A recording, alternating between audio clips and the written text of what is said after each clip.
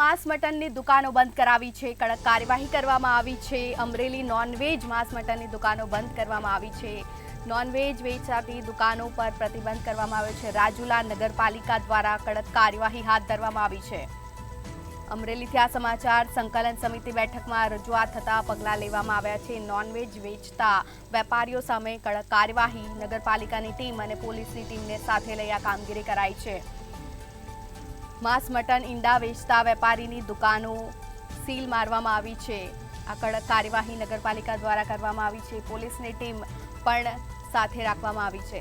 Seal તૂટશે તો police ફરિયાદ કરશે। રાજુલા નગરપાલિકા દ્વારા કડક કાર્યવાહી માંસ મટન વેચતા વેપારીઓ સામે તવાઈ બોલાવવામાં આવી છે। સંકલન સમિતિમાં આ અંગે રજૂઆત થતા કડક પગલાં લેવામાં આવ્યા છે।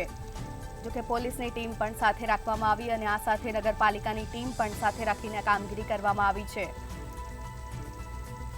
માંસ મટન અને ઈંડા વેચતા વેપારીની દુકાનો સામે કડક કાર્યવાહી કરવામાં આવી છે। જો સીલ તૂટશે તો ફરિયાદ નોંધાશે। અમરેલીથી આ સમાચાર। રાજુલા નગરપાલિકાની કડક કાર્યવાહી।